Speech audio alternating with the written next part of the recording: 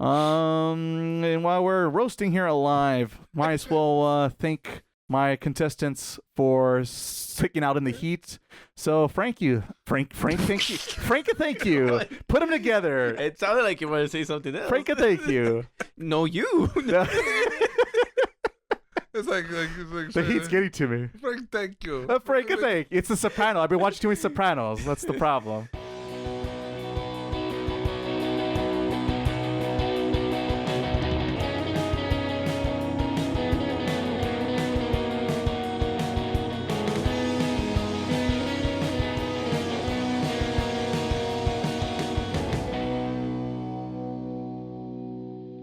What's up, people? Welcome to Taku Otaku, SoCal's bi-weekly anime and pop culture podcast.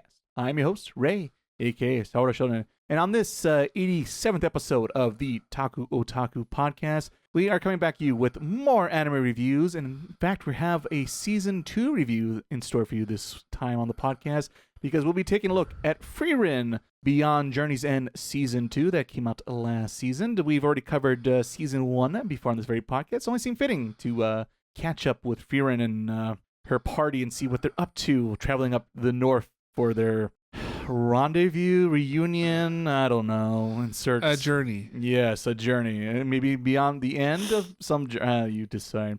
Either way, we're going to talk about our main topic of the podcast. But before we get into that spoilerific talk about Season 2, let me introduce my fellow host. And that voice you heard is none other than Miles, my brother. Brother, how are you doing?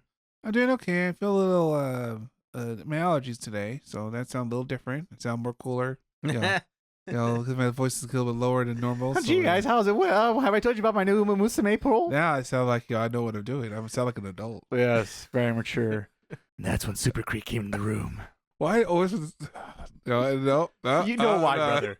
You know why. Even listeners know why. And that giggle you hear in the background that is a Miles is Frank, our third chair, who's back from his overseas travels. Frank, how are you doing, good sir? I'm okay. You okay? Our overseas correspondent. Are you tired from flying all the way back from the rising sun, Frank? I'm more tired from playing games.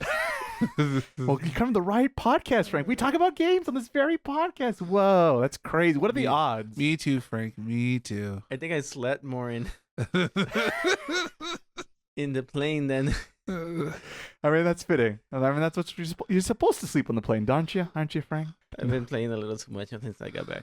All right. Well, that makes sense. Well, we're here to discuss all what we've been up to, Frank, and as well as your travels, and of course, once again, our Frieren talk later on below. But wherever you want to be, we have timestamps down below of this very podcast. You can jump wherever you're excited, including Frank's travels. Which, you know what? I think it only is fair that we start up with Frank.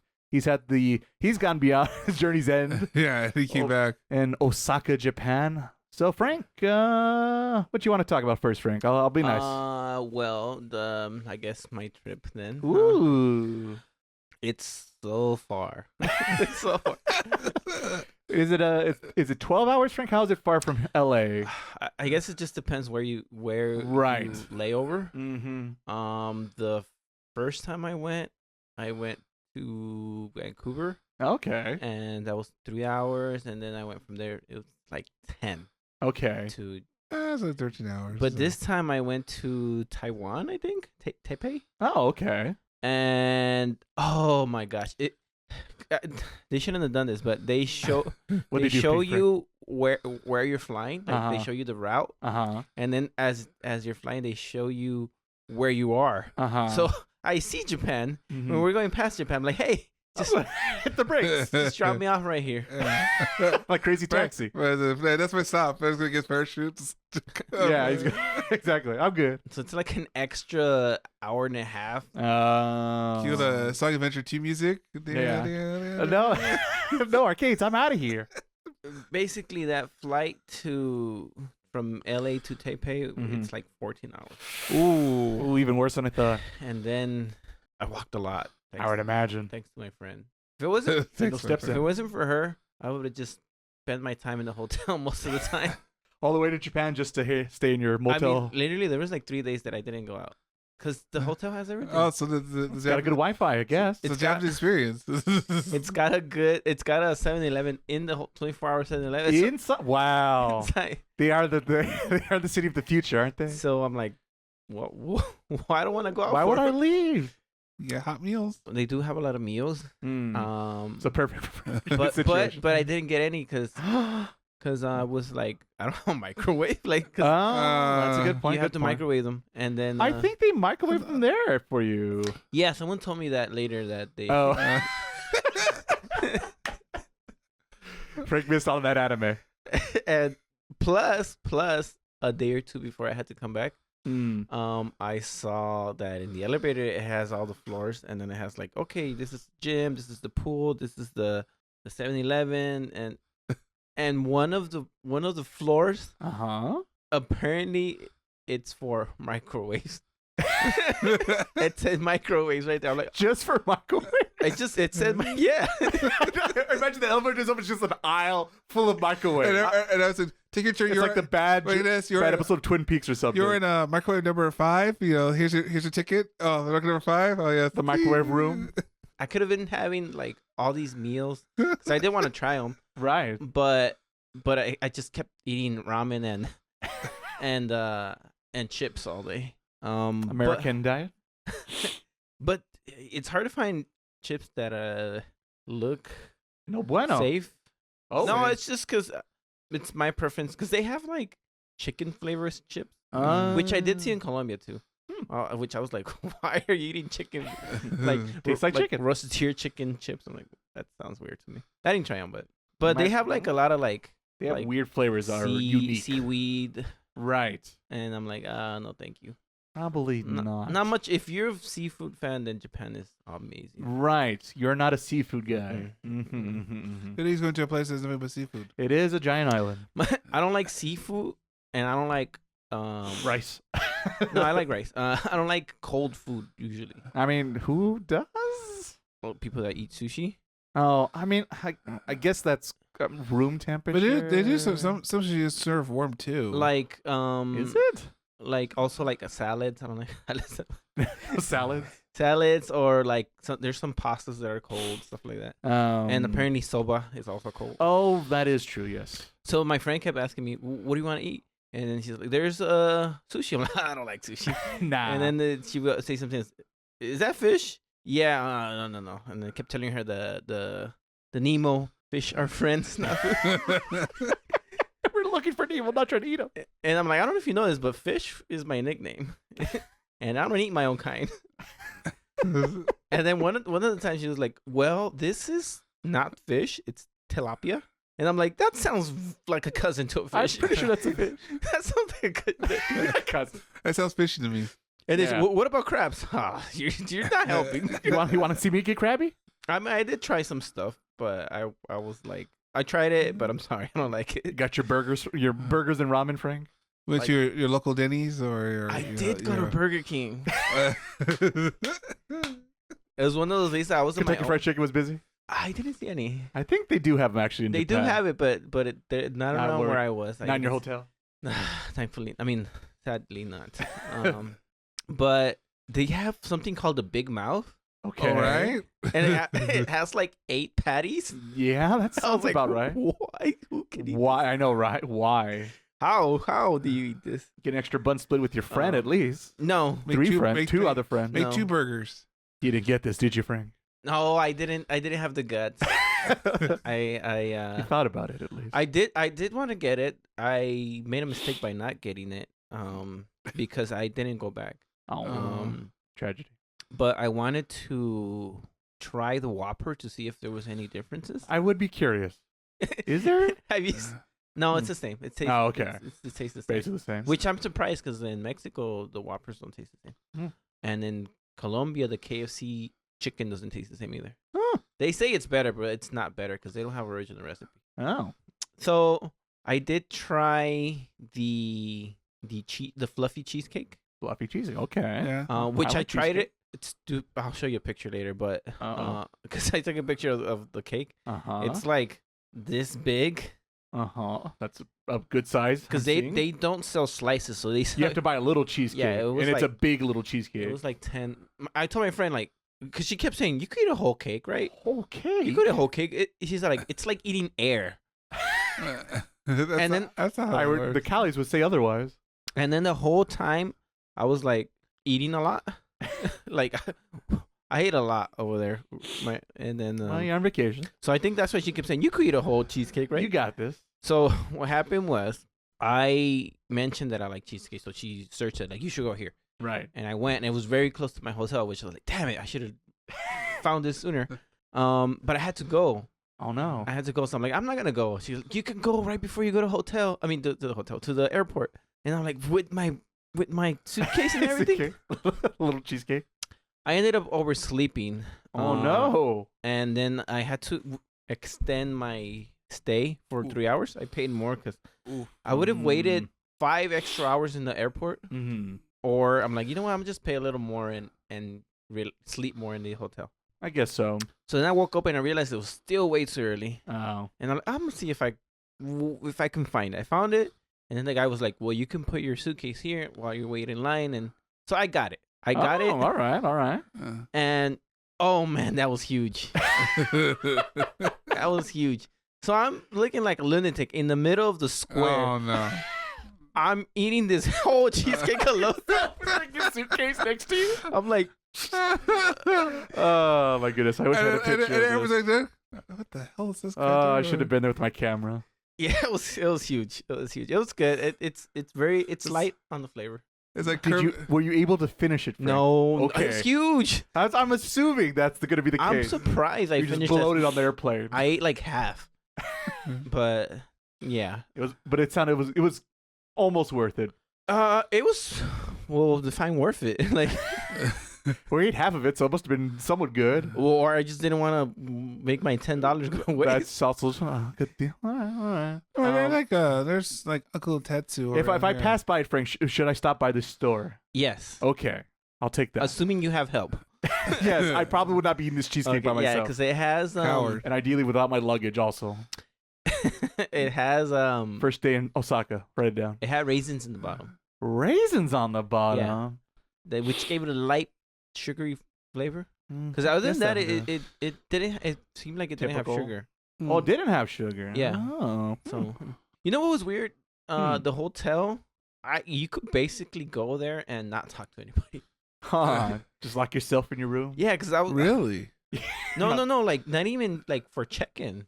Oh, you didn't have to like talk. Oh, wow. The only reason that I had to talk to somebody It's was like a 'cause- kiosk or something. yeah. Ah, the Japan loves the robots and the machines. Beep boop pop. Which makes me wonder, like, how do they stop other people from going into the Right. like? Because I mean, I You think you should be assume. allowed to have a guest, but how do they? Because I've been to other hotels in other places and they have someone there and they kind of be like, this kind of person kind of doesn't belong here. Like, Right. can I see your ID or something like that?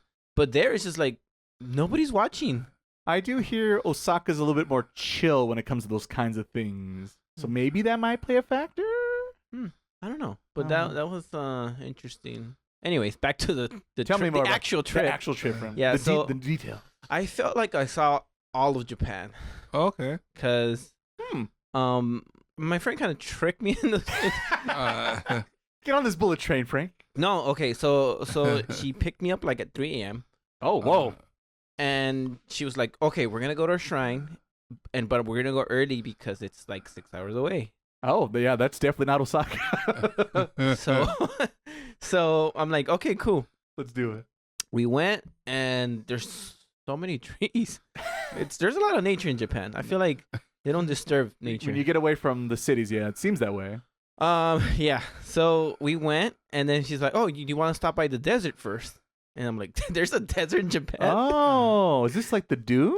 By Yes, chance? I went Oh, there. I've heard of there's like a dunes equivalent out that way. Yeah, I went. I'm like, "I don't believe you. Are you sure we're going to the desert? I don't think Japan has a desert." And I'm like, we were like a minute away, and there's still a bunch of trees, and I'm like, desert. Right. He said, "Yes, they have camels too." I'm like, "Camels, the one with the humps." Yeah. Yes. I'm like, and then we're like 30 seconds away. I'm like, I don't see a desert. You're full of it. You're trying to jinx me here. Or I know something. you're play a joke on you're me. punking me, right? Yeah, exactly. So we went and finally got there, and then you go over the hill, and there is like Just plain desert. a bunch of sand, and I'm like, oh, you weren't lying. Oh shit, it's real. I have some picture I can show you later, but it's very small, very small. And I'm like, was this man made? I feel like somebody just dumped a bunch of sand here and called it a desert. I think it actually is, question mark. I remember seeing it in a YouTube video forever ago. She Googled it and she said it's naturally made. Oh, really? So I'm like, I'm surprised. Well, there you go. But yeah, that was like, my brother was looking at my location during that time. It's like, you're like the one desert in the all Japan. Like everything looks Are you in Vegas? How'd you get there? So that was nice, I guess. We were there like maybe not even 10 minutes. We went and we went to it has like a big hill. We went over the hill, took a couple of pictures. I'm like, you're done? I'm done. Let's go. I'm good. So we went, and then after that we went to a castle. Forgot which one. I think Mitsuwa, something like that. Which that was really cool. They're huge. They can be, my understanding. I didn't know it was gonna be so big. I thought it was just gonna be like a building. You didn't see Osaka Castle? No, I still haven't. It's like one of those famous castles in the whole country. And it's in your town. I've been to Osaka twice, and you still haven't seen the castle. I think it's black. I think that's what's unique about it. Have you told me the castle? Can you tell me where the castle is? Yeah, the big. Okay, well. I'm trying to find my princess. She's in Is this your first Japanese castle? Yeah, that was my first. Okay. So we went, and I was really impressed by how big it was. It was just like it almost made me think that the sea levels were higher back in the day, because there was a bunch of sea-looking rocks. I'm like, I wonder. Could be. Wonder if this is where the One Piece theory right. Nice. But we went, and then it was just really nice in there, and I'm like, kept wondering, like, how was life back? Because you say castle, but it's more like a village. There's like a bunch of stuff around it. Yeah. Yes, that's my understanding. So that's what's cool. And then I was like, is it free? She said, yeah, it's free. And then, but if you want to go in, you have to pay. And then I was like, have you been inside? I've never been inside. I'm like, well, let's go. Right. Which is, I found it strange that she's been there so many years. She's never gone inside a castle. Oh. And I'm like, all right, well, now we're going to see what. Now we have to now. And it's cool inside. It's all dark. So that was cool. And then we took a bunch of pictures. And after that, my friend was like, well, we still haven't gone to the shrine where we're supposed to go to. And I'm like, I know. And it's getting late. I kept thinking, it's getting late. I mean, I'm like, by the time we drive back. Because what time is this at this point?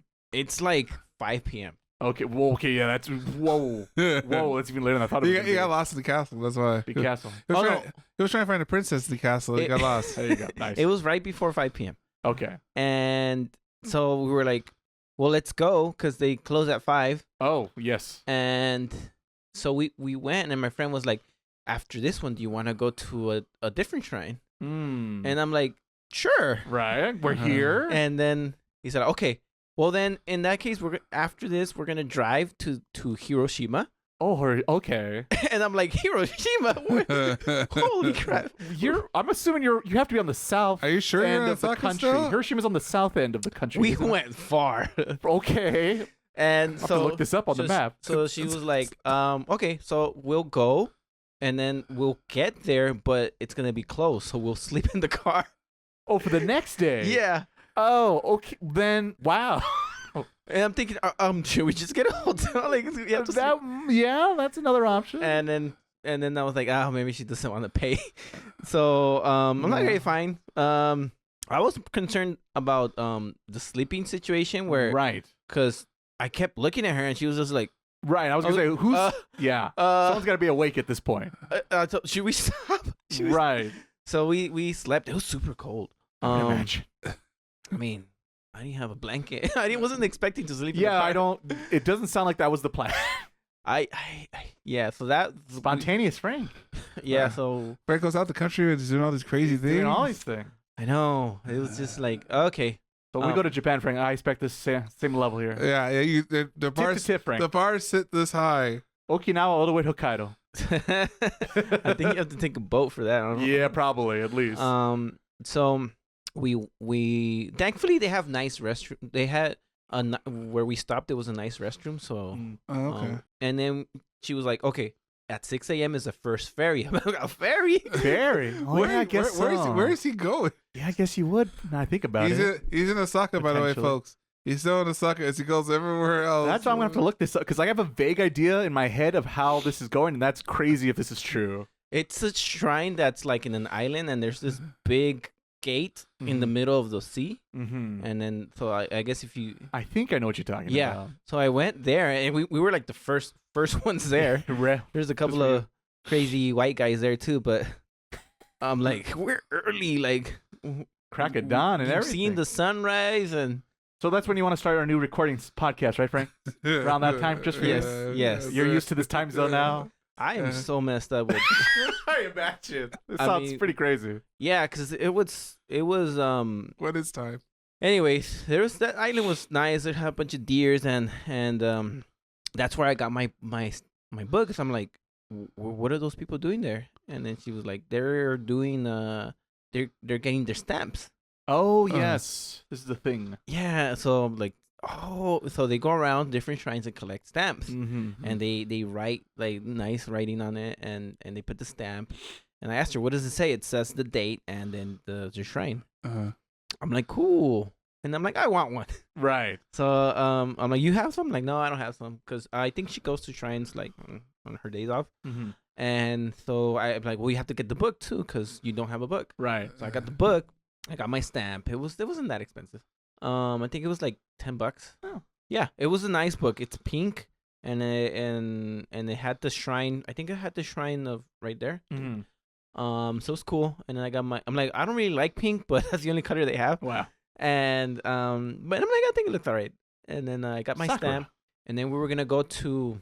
I told her, we went to the shrine yesterday, and I could have gotten a stamp there. And I was like, yeah, I didn't know you were interested. Right. I'm like, well, I didn't know about it, but right.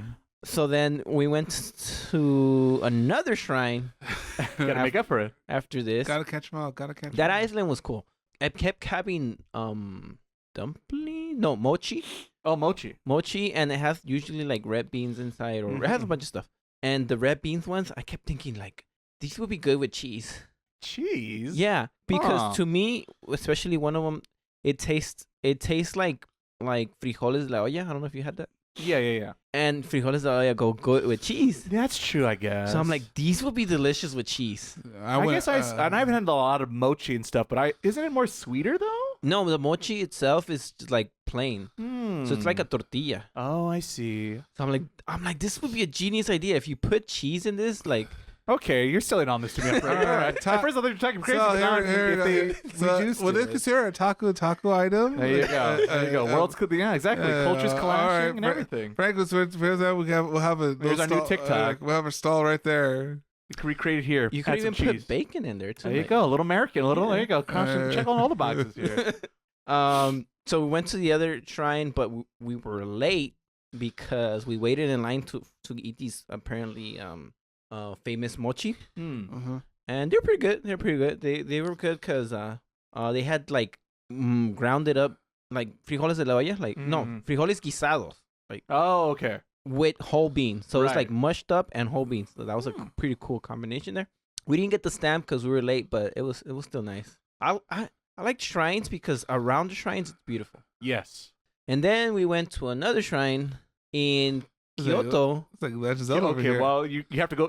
You're staying in Osaka, so you do have to go back there. It's like Legend of Zelda, or roughly, if they're neighbors. Was it the Breath of the Wild? Here, Frank's gonna try to look at all different shrines over here. I mean, at this point, I feel like I'm very, very familiar with Japanese towns because I've seen. It sounds like you traveled at least half the country. If my understanding of the map of Japan to be somewhat accurate, I think you did. Frank. I want to see Frank's like where Frank was the whole time. Was like when he's in one spot, or like was like here. It sounded like you at least went through like the central and south tips of Japan at least. I went all the way up here to Hokkaido over here, and it's very cold. But I wonder why. I feel like I did a road trip, and it was across around the edge of the lower half. Yes, that's what I think indeed happened. And by the way, before Kyoto in Hiroshima, I had the best ramen I've ever had. Oh. And it was just like we were gonna go in next to one of the shrines, but it was closed. Apparently, everything closes like at 3 p.m. I think that's what I've heard. I was like, what's going on? I'm like, no, and nobody works after this time to go to bed. Thankfully, I got the gift right before because we were gonna eat, and my friend was like, "Why don't you just get it now?" Thankfully, I got it there because they closed right like after we left. Like, so Apparently, that place is where sake was invented. Oh, okay. Oh. So they had a bunch of bunnies around the shrine. Mm. Anyways, back to Hiroshima. The best ramen. And it looked like it was like a nothing place. It was like a whatever street. Before. Whatever street, like 2 cars can park there. Right, that's it. We went in, and then it looked nice and cozy. And then my friend was like, I think this place is famous because I see like a bunch of autographs on the wall. And I guess famous people had visited that place. And I'm like, oh. You want nice. what you now? You're Frank from the Taco Yeah, podcast? I was going to say. You signed for us, right, Frank? We're famous around there, right? No pictures. No pictures. Pictures? Frank's camera shy. So we went there because my friend really wanted soba, and then she had been eating everything I wanted. So I'm like, I want something meaty, and she doesn't really eat meat or fatty foods. I'm like, you weirdo. You can tell she's not American. That's why she's in good shape. That helps. That's also probably true. What? Are you telling me that? What are you trying to say here, Frank? No, I'm sorry for me. Like compared to right. Like, I feel shame. Check in the box afterwards, right, Frank? Oh, I'm down. But so we went, and I'm like, ooh, they also have ramen. I'll get the ramen. Yeah, I'll take the ramen, please. And then she's like, you want to try the soba? I'm like, I've never had it, so I'll try it. And I tried it. It wasn't bad, but I don't know why it has to be cold. Yeah, that's my only understanding is it's cold. So I was like, this would be more delicious if it was cold. And they're thicker noodles, I think? Yeah. That's about all I know about it. Look like udon. Yes. So the Kyoto shrine it's really beautiful. Do you know which one it is? Because there's quite a few in Kyoto. No. Was it the one on like a very high peak mountain? It had like a big looking down. I know that's one of the famous ones. No. Was it golden? No. There's too many of them. I'm all out of the ones I know off the top of my head. This one, you go on a train and you go through like a maple forest tunnel. Is it full of bamboo? No, I think I went that one in 2017. Yeah, because I think that's also in Kyoto, or one of the famous ones is in Kyoto. I went in that one last time. Wanted to go again. We were going to go, but because this is a different day now. She had parked her car in Osaka, and we had to get it by 9, so we had her leave by 7:30. Oh, to make it back in time. And I'm like, we would have gotten there at 7, and I'm like, there's no way we're going to do this in 30 minutes. She's like, we can do it. We can. I'm like, not happening. I am like, I live in LA. I am done. I told her I am done speed running Japan. Right. Because we were like, yeah, you have been. You have been. She was like, we can go do this. We can do this. I'm like, you want to show me all of Japan in 3 days? In your 3 days off that you have? Survive. So yeah, I think when I got back here, she texted me, so like, I lost weight from that walking with him. Oh, yeah. Nice. We walked a lot. It sounds like it. Yeah, I did buy a jinbei in Kyoto, which was supposed to be for me, but I ended up giving it to my brother because I didn't have anything for him. The plan was to buy one for me and one for him, but I was gonna buy an expensive one for him. Are we talking about a figure? Or no, jinbei. It's like a Japanese. Oh, I know what you're talking about. Yes. I thought she said the character from One Piece. Oh no, that's my brain thought of. I got a picture. No, like life size. Yeah, like you got like a big plushie or a really nice figure of him or something. Life size? No. Gotcha. And then, but we ran out of time because we had to go get her car, and I didn't go shopping for jinbeis like I wanted to. And we also went to this place that's famous for denim jeans. Oh.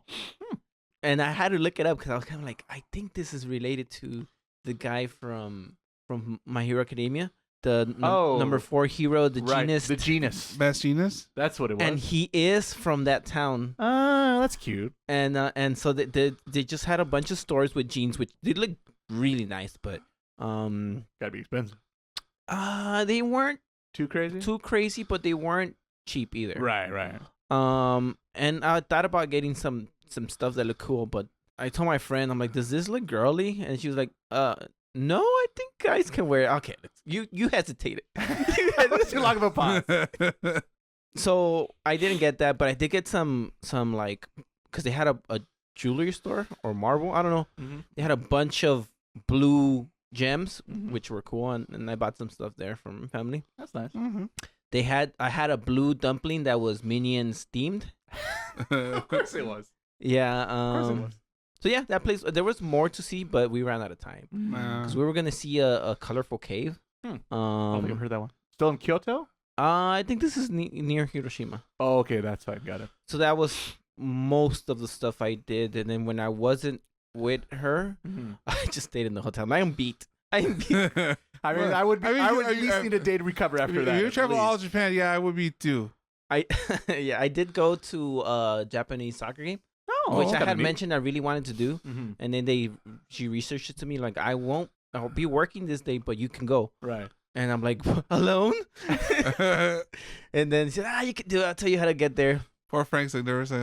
I'm like, all right, let's try it. I can do it. Worst thing that can happen is I lose $30 right for the ticket. So as a practice, because she kept telling me, okay, go to Universal. I'm like, I'll go. Yeah, I've been there. I looked up how to go there.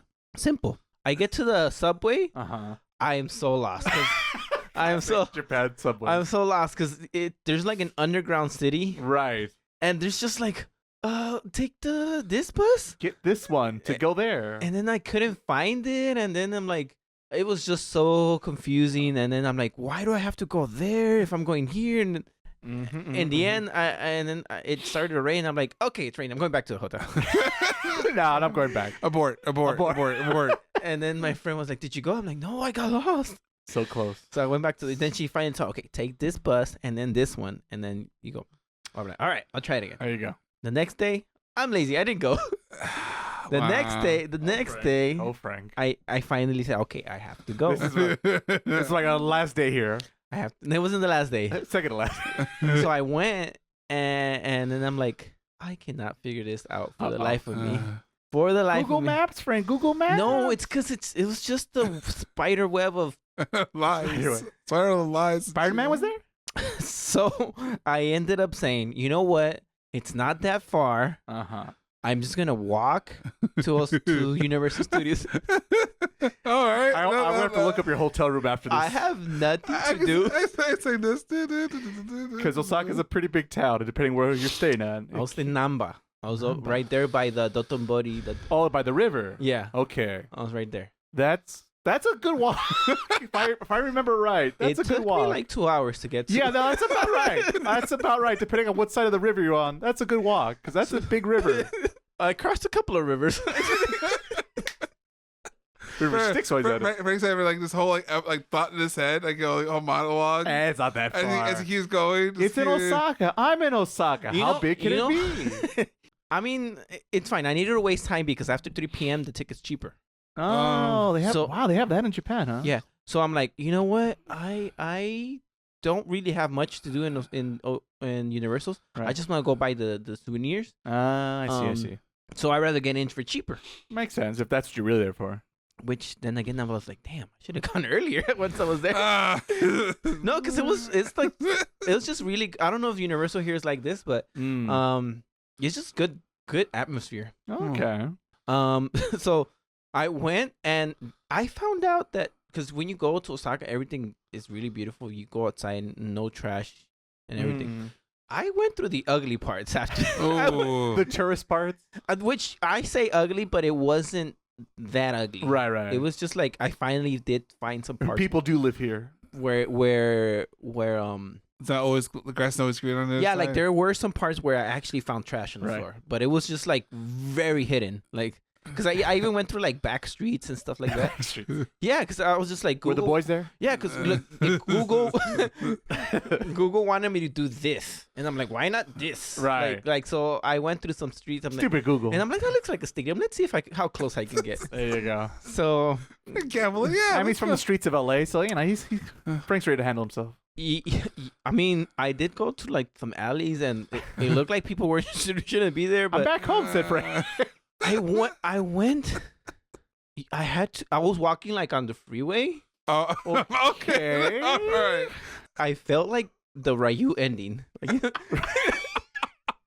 Oh, beat it up? What do you mean? No, you know how he goes and he walks like to the sunset or something? Yeah. Got it. I saw a high school and they look exactly like an anime. It is real. Yeah, I don't know why they look like prisons. It felt like that when I was in there. it's just like this very plain building, and then dirt. Like, no, you guys can't have grass. And for one, there's this one like male student surrounded by like several female students for some reason. Yeah. No, that doesn't happen. That's Come on. Or he fights like some bad guys on the side here by the schoolyard, and then like cleans up. Some kid shields some laser beams. So I took a picture of the high school. I'm like, hey, I think this is a pretty cool backdrop. Like reference. So I get to USJ City Walk. I eat. It's early, still not 3, so I'm like, I'm just. What? Nice. So still not 3, so I'm gonna eat, and then I found a yakiniku. Okay. And then I was just like, I'm gonna just get the most expensive one. And it wasn't that expensive. And I did get the like all the premium meats and stuff like that. Ooh. So that was pretty cool. I then I went to USJ. And I was like, "What ticket, please?" And like, you cannot buy tickets here. Oh yeah, I think you have to buy them digitally now. Yeah, I'm like, what do you mean? I want to. I'm here. I walked very far to get here. We're all out of tickets. So I'm like, you have to do them online or at Lawson, the Lawson store. I'm like, well, there's one right outside. So, I mean, but I already did the line to get in. Right. Oh, boy. You should have told me this before I did the line. That would have been nice. So, they had a QR code right there. I'm like, I'm going to just do it online. Did it. And then cannot process. I'm like, stupid. All right. So I had to go out. Went to the Lawson. Bought me some Mario gummies. Nice. And then I was like, one ticket, please. Oh, we don't sell it here. And then and it's like, what do you mean? The person sent me here. Oh yeah. Well, you don't buy it here. You buy it at that machine over there. So nice. Like I went, and then it was just like all Japanese. Right. And I was like, they had a book, and it's like, okay, you just follow these instructions, and you'll. Right. It was like 13 pages. Wow, it's a goddamn novel. So I ended up. Cute illustrations though. Yeah. I ended up finally figuring out, and then there were some other people that weren't from there that were like, "Oh, it's not working." I'm like, I was there 30 minutes ago. Sucker. You're gonna have to be here, because they were like, "Oh, we should buy it here," but then they're like, "Nah, let's just do it online." And then they came back because I was still doing the thing. And they're like, "It's not working." I'm like, "Get in line." Nice. I was like, I got here first. Revenge. Yeah, I mean, I was gonna give up too, but then nothing else works. This is it. You wanna go in? This is it. Read the 13 pages. Finally went in. Everything's just really nice and beautiful. I got my. I bought a bunch of stuff. I bought the star. I bought the bomb. They light up too. Oh. Yeah. Cut my hair. Not that day, but like the following day. I was gonna say Mario did it. Just look to the left, Frank. No, because Mamma mia. my friend is a hairdresser. She was like, "Let me cut your hair." I'm like, fine. Ooh, okay. So new arc over here. Just like Getting ready for that summer season. and I'm like, make me look like someone from a K-drama. And then yeah, pretty much that's what it looked like initially. But so that was my trip. I did play a lot of, now back to games. If we must. I played a lot of Nine Souls. 9 Souls. Yeah. You've heard of it? I don't think so. It's like a Hollow Knight. Okay. Huh. They talk a lot in that game, and I was not ready for dialogue. So Is it like retro, like Hollow Knight? No, it's pretty new. Okay. It's like a yellow cat. He's like a samurai. It's like futuristic setting.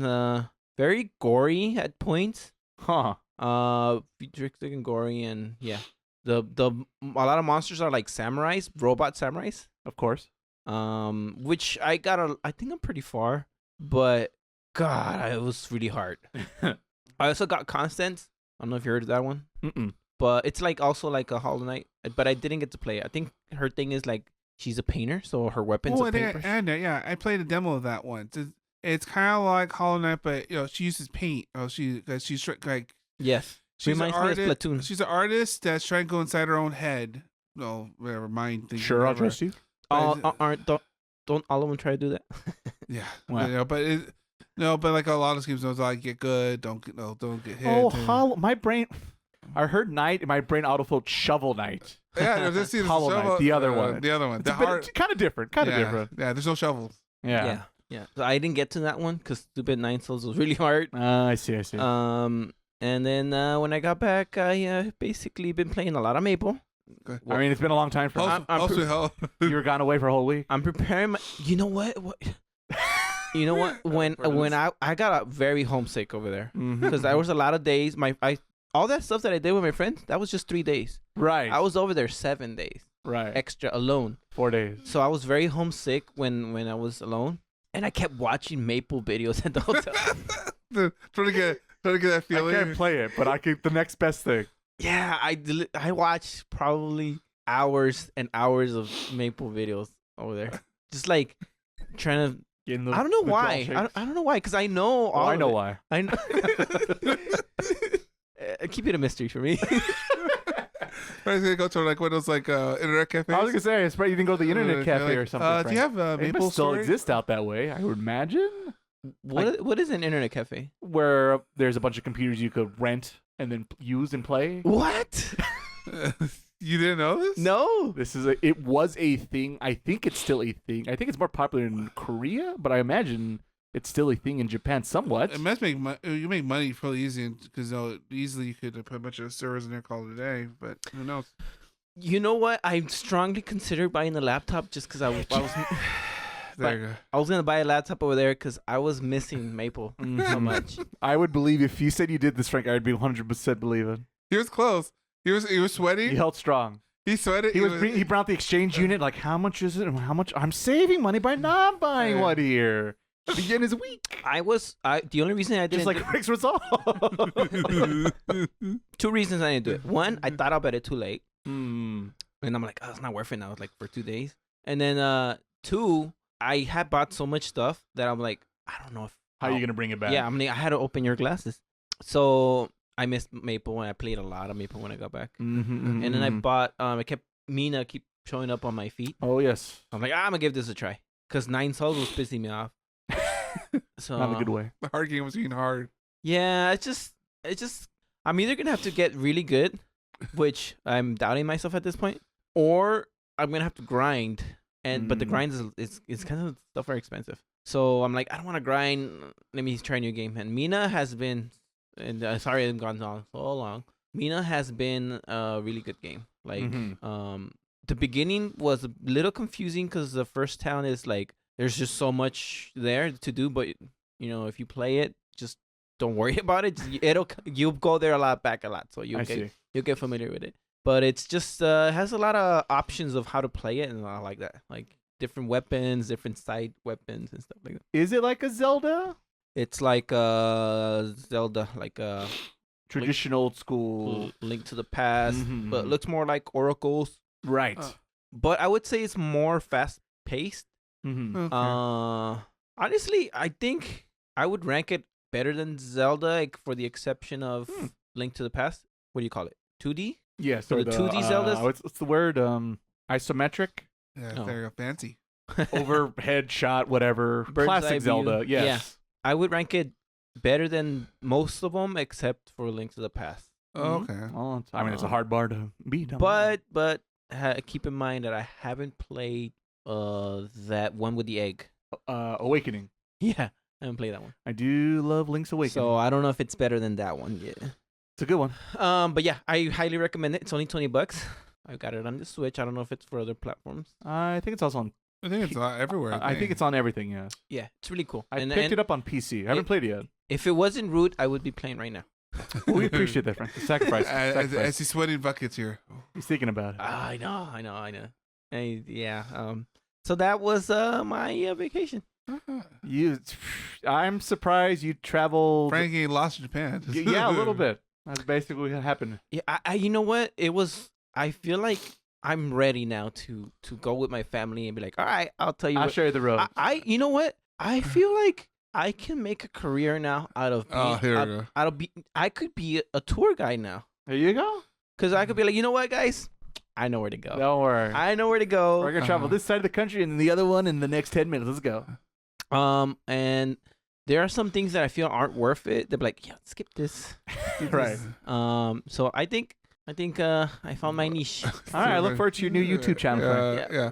It's like Frank's Japan. Frank's Japan coming next year. Link down below the description of this podcast. I just feel like there is. You felt a calling? You felt like an urge? Even though I know there's a bunch of tour tour things, I feel like I could do it better. You got the inside no. scoop. It's because what I'm trying to say is that the tours take you to like. Well, yeah. And this would be more of a like, this is what the locals do. Right, yeah. And I think that's what, or at least that's what I'm more into personally. Yeah. If you have a big party of people who've never gone, you kind of have to do the touristy things. Yeah. But to me, I want to do like the things that are a little bit more hidden, let's say. You got a car? Let's go. There we go. You got a car? And see, that's the thing. And yeah, how warm is your car? In a weird way, despite, maybe it's because it's like, in my head, it's like, if I go to Japan, I don't want to drive, we live in LA. We do nothing but drive cars all day out here. And so, like, in my head, it's like, but over here, I don't do cars. I think it's very possible to do everything I did and take the trains. Right. The 2 hours of walking. I think my friend just had it, and she already had it without telling me that they were like, "Well, we're just gonna sleep in the car." Right. Yeah. Well, yeah. I mean, it gives you more flexibility still, but it did allow us to see more things in just 2 days. Right. But like for the shrine with the sea, I think you could get there by because there is like there was a train station right next to it. It has to, and they're all like connected. That's what's really good about over there. Yeah, that's what I hear. So it'll just take you a couple of more days, but you could do everything that I did without a car. Well, there you go. I did miss the food here. I mean, well, you gotta miss. First thing I did was like, Frank, give me a burger. Give me a burger. Double burger. Double burger. Give me a double burger. Give me a double as soon as you came back to California. Nice. Animal Jack in the Box. There you go. No. No forks needed. I got this. There you go. Don't forget the tacos. I need a moment from it. You remember those commercials? What was it, Cars Jr.? Like, don't bother me. I'm eating. Oh, yeah. There you go. And they would just have somebody eating like... That's just you in the background now. Good advertising. It worked. And one day, Frank, they'll be you. Those sound effects were like... Yum. They do a good job on that. Alrighty then. Now we will pass the baton after our little mini podcast with Frank's epic journeys. But it only seems fitting. We talk about Japan often in this podcast, so I think it's only fair we hear the journeys from the land of the rising sun. Yeah. Once again. So, Miles, what about you, brother? What do you got for us this time? So let's see. So far, still playing Star Rail. We're now, I guess, to finish the patch that I was looking forward to, which will be 3.7. It's pretty much all the friends, your team 7. There's like the group of friends you start with at the beginning of the game. This is their moment, like another highlight moment. So like everyone gets an upgrade pretty much. So it's kumbaya moment. I mean, I could too, but we don't have time for that today. Sure. But I chose the moment I got. I was waiting for that moment, so everyone got an upgrade. Yay! Move on. Been playing ZZZ also, of course. But that's I think because they're getting ready for their 3.0 patch, which I guess their next season. And ZZZ, their season's not really number. They don't number them. It's like season 2. It's funny because they're teasing. I guess now you have a stand. Basically, it's a stand / Sonic because you could run real fast. Okay. It is funny. This game every time new Sonic with a stand. Every time a new season starts, you go like, "What is this game now?" You kind of get a little confused. I see. They changed the gameplay. Okay. Because I'm supposed to be a hacker person to be at season 1, and now I'm like a god, and now I'm even a super god now. So you're like, what is this game? Okay. Still playing anyway, but it's just kind of funny. Like that's why I stick to Musume. I'm tempted to play that game. I'm very tempted. I think I'm less tempted now. Well, the neat thing is that in ZZ's case, it's going to be on Steam when this new season starts. So yay! Which is it's the first Hollow. I was gonna say it's the first time for those games. Yeah, to be on there. Yeah. There's a lot of those new games that are on Steam now, so it makes it easier for me at least. You don't have to get an installer, put install here. It's like. Get off Steam, boom, but they're gonna charge you more. But no, they save your progress. So say if I Uma Musume, right, I don't have to worry about logging in again. It keeps my save data. So yay, there's that. So a couple of the game because this is Game Awards week what's E3? Summer, yeah, E3. Old dead E3, but still also E3. Just a couple of highlights here. Mostly like for Ray's case, they announced was it Code Veronica remake. Yeah, they did say that. Or they teased it. There's very little out there, but yeah, it's happening, which is good. For all of us on this podcast, they announced the third and final Final Fantasy VII game, Revelation. Very excited. Revelations. Man, I want to be, but that last game burned me. We have a whole podcast about it if you want to hear. Yeah, we have both of them.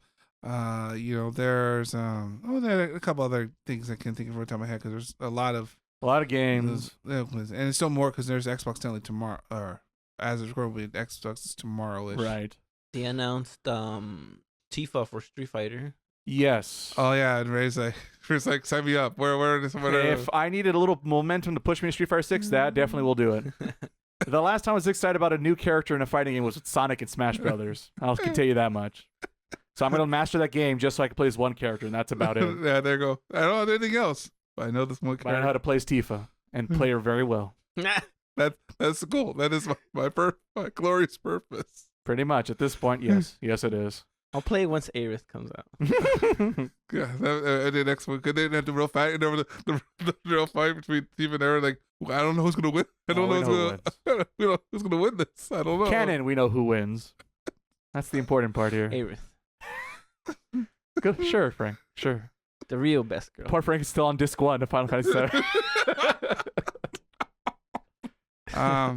Yeah, so a couple of things here and there, but most of that's been pretty much a quiet week. Just trying to hunker down, get ready for new stuff. I guess come down the line or catch up when I look at it. All right. Then with that, I guess it's now my turn on the podcast to talk about what I have been doing, and I might have promised a little too much from our last recording. It turns out I'm more used to having every other week to do one of these podcasts, but because of scheduling issues, we had to record our last Oshinoko episode literally 7 days ago. And so it turns out you don't have a lot of time in 7 days to do things I want to do, include check out some new games over on the Xbox Game Pass. So regrettably, I have not got a chance to touch them this time. But I'm hoping next podcast I will finally have that extra time to check out some new games because there's some things I'm interested over on that Game Pass that I'm still subscribed to for the rest of the year. So hopefully I'll have more of the video game talk next time on the podcast. But for this week, 2 things of highlight and they involve using the same subscription.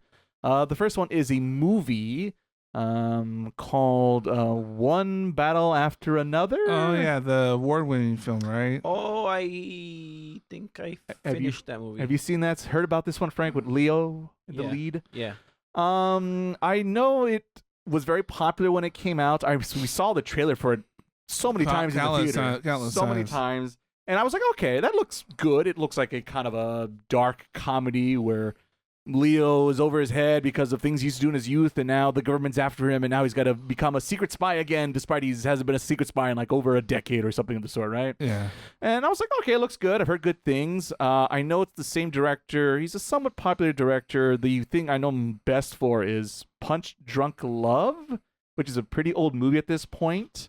And it's a kind of a unique movie. If I'm not mistaken, it stars Adam Sandler, but in a more dramatic role. Yeah, I think it was his first one. He wanted to be more dramatic. Yeah, something like that. So this is a long time ago at this point, right? But I remember liking that movie, and he's done 1 or 2 things since then, and I've seen and I forgot. So I sat down and watched it over on HBO Now, or whatever it's called these days. Totally the change. HBO Next? It's a beautifully shot movie. God, this script is terrible. Because he's the director and writer of this movie. Oh, that's a good sign.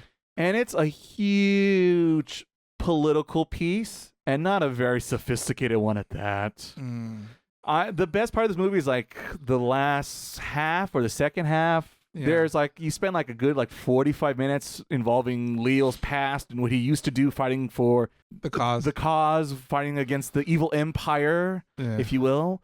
And it's just very on the nose writing, and it's like the directors looked at the LA Times, said, I have opinions about this matter and I'm gonna make a movie about them. Yeah. And he sure did.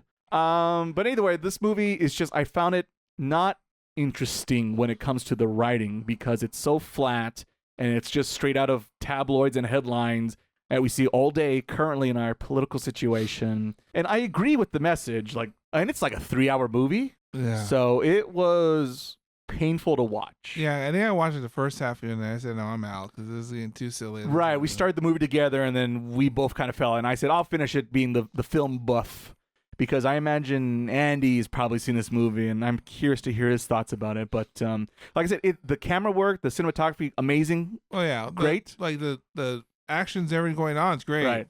Just the writing. The writing is so heavily on the nose, and like I said, the villains are cartoonishly bad. Despite, yes, you could say they're based on real characters, but it becomes it's always the Mark Twain saying, what's it? Life is stranger than fiction. Yeah. Where in real life, when you see these things, you kind of just come to accept that because that's just how the real world is. It's just random shit happens in the chaos theory, if you will. But when it comes to movies and storytelling and this and that, you have like your brain like put parameters up that becomes real and unbelievable. And that's the thing. It becomes a little unbelievable. So yeah, very disappointed about that movie. And but if you're not a film buff guy, you're more of a plot characters person. I want to see the trailer again, if anything else. And that's the thing, is that trailer cuts the best parts of that movie. I will say I forget the actor's name, but it's the same actor who did Sicario. Has anyone seen that movie? Yeah, I know what you're talking about, but I can't remember now. Yeah, that guy. Yeah, he is the best part of the movie, acting wise. I mean, okay, the bad guy played by Was it Sean Penn? Sean Penn, yes.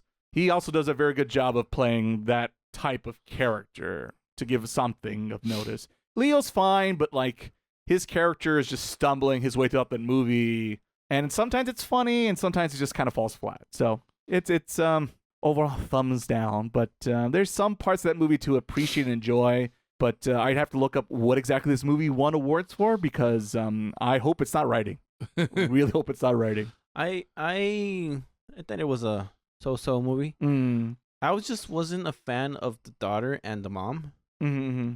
I don't like it when I don't feel there is any justification to bad behavior.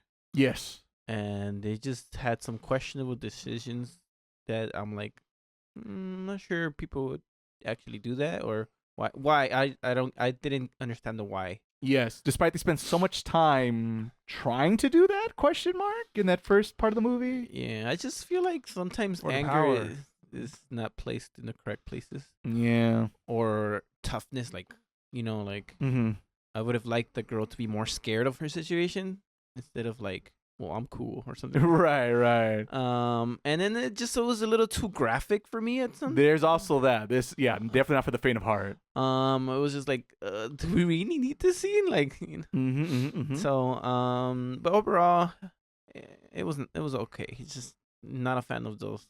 I do think they should have portrayed Leo a little more heroic. Yes. A little more not clumsy. Yeah, I was expecting him to kind of change character towards the maybe last in the beginning it makes he needs to be that stumbling idiot, if you will, but he's pretty much just stumbling until the credits roll. So but maybe slightly better question mark. The more I watch it, I'm debating this. The other thing I watch, nostalgia trip once again, is I've been watching The Sopranos. What? Yeah. So, you seen The Sopranos, Frank? I think I recently watched it, all of it. Oh, really? Wow, that's crazy.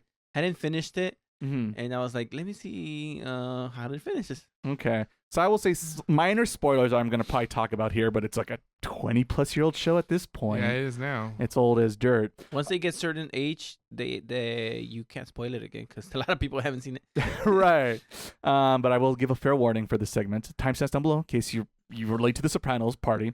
So I have technically seen the show before, and I saw it, I don't know, probably close to a decade ago at this point. So I was even late to the party when I watched it the first time.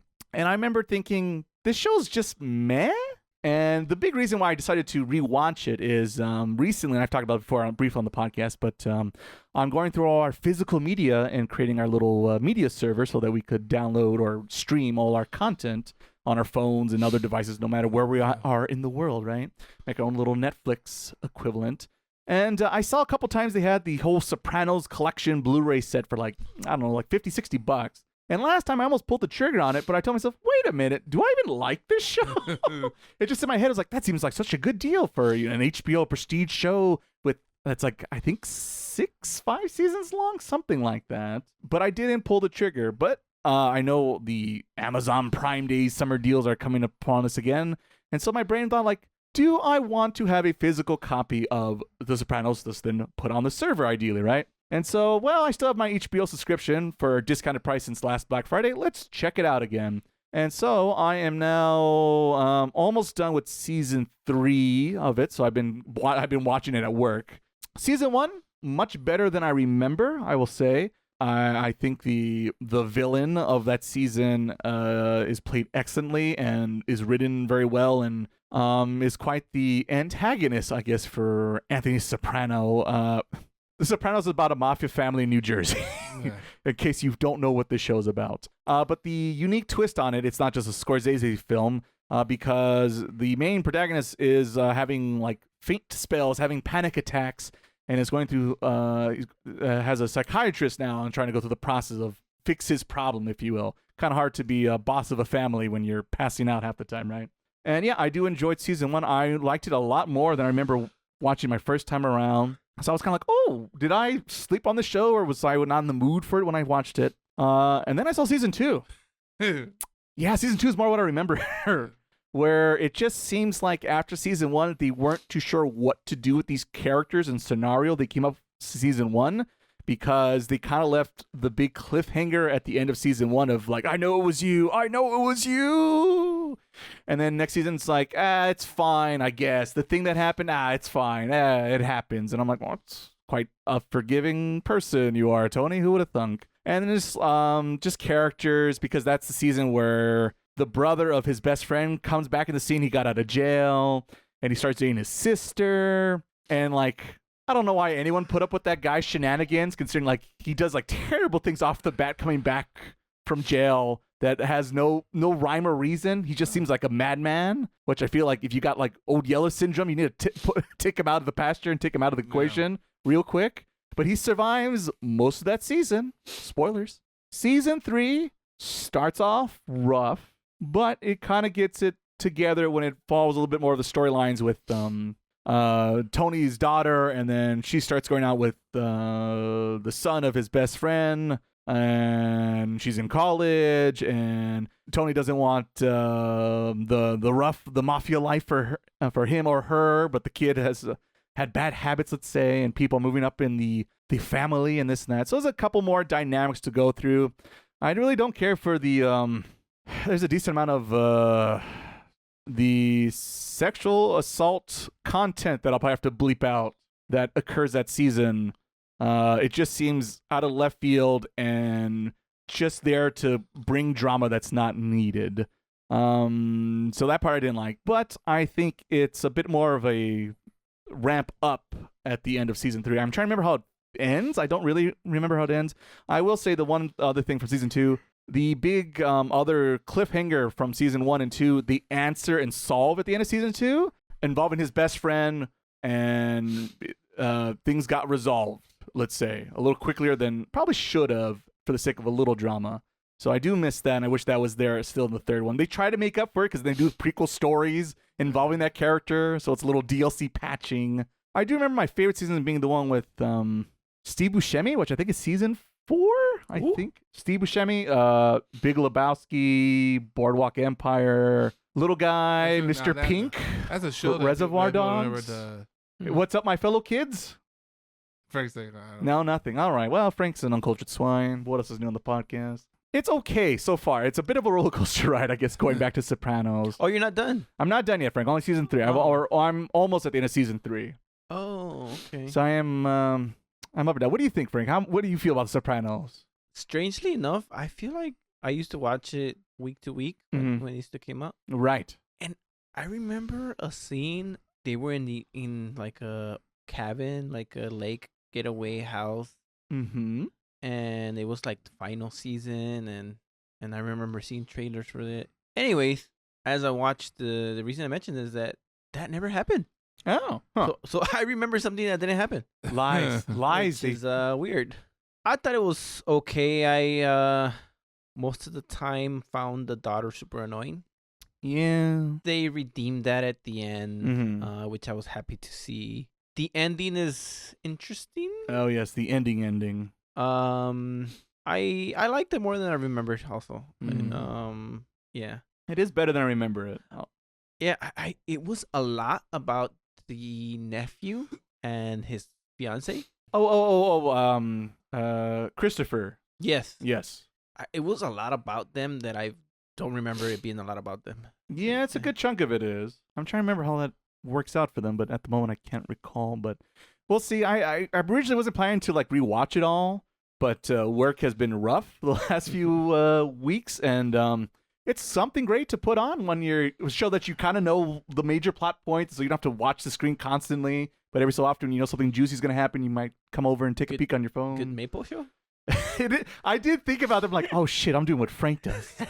Oh no, it's happening to me too. A second screen show. Alrighty, after all my grand adventures on HBO and Frank's excursions in Osaka, Japan, and pretty much the south part of the country, honestly, we are now finally here at our main topic, talking about Season 2 of Frieren Beyond Journey's End. Quite the anime darling 2 years ago, 1 year ago. It's all blur the longer we keep doing this podcast. Well, it's like season 1, but it's like 2 parts. Right. Yeah, that's the other thing, because it's one of those, it's a core, not a season, despite... No. Actually, no, I take it back, because the first 2 parts were played back to back, right? But the difference is one was literally at the end of winter. Yeah. And then the other one, the second half was in the beginning of 2025, right? 2024, 25. Okay. Yeah. Well, there you go. 1 year old. That's how it's... Time is the older you get, time gets scary, let me tell you. But whatever the case may be, it is now time for Season 2 of Frieren, and we're here to talk about all the good stuff.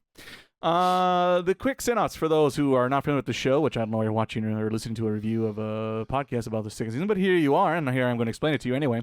It is a fantasy-like story in a fantasy-like setting, who would have thunk, involving Frieren, who is an elf, who is a one-of-a-kind almost in this fantasy world we find ourselves in. Being the elf she is a very typical Tolkien elf, where they live many, many, many years beyond the typical human. And once upon a time, Frieren went on an epic journey with her hero party to take down the Demon King, and was successful in that quest many moons ago.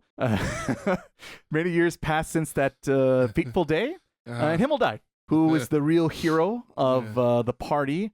And that's his name. He's Himmel the hero. Everyone knows him as. He's the chosen one. He's the link, I guess, in this universe, you could say. Frieren is an odd elf, or maybe not, because we don't know what elves really act, but she's particular person, let's say at least, because during this epic adventure of a lifetime, she didn't really give 2 shits about it when it was happening, and just went like, oh, whatever. We might, because I think they spent a decade trying to take down the Demon King. Well, it took 10 years to get from where they were to up north until the Demon King. Yes, but for her counterpoint is, well, whatever, a decade for me is like a minute, so how am I going to care and or remember? And then some years passed, decades passed, and Himmel becomes an old man and dies, because that's what humans do in old age. And she starts having kind of regrets about maybe not appreciating the time she spent with him and her other fellow party members. And then a lot of pop in circumstance afterwards, and she basically takes on a new apprentice thanks to one of her other party members. Well, actually, both party members, I think about it. Yeah. And they form a party of 3, and in this new adventure they find themselves on, they are kind of retracing the steps of that first epic adventure, but this time not to slay the Demon King, because that's already been done.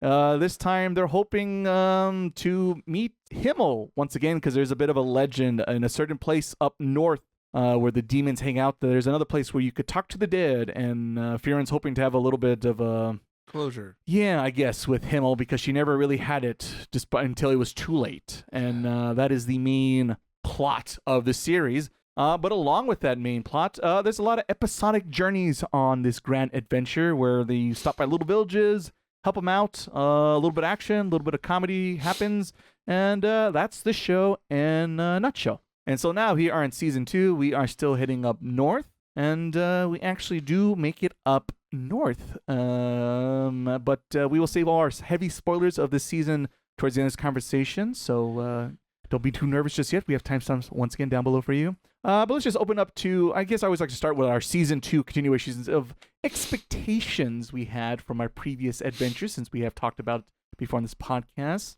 And we'll go through our usual rotation here. And Frank, any expectations, high hopes? Were you nervous about this Season 2? How are you feeling, Frank, before you turn on that play button?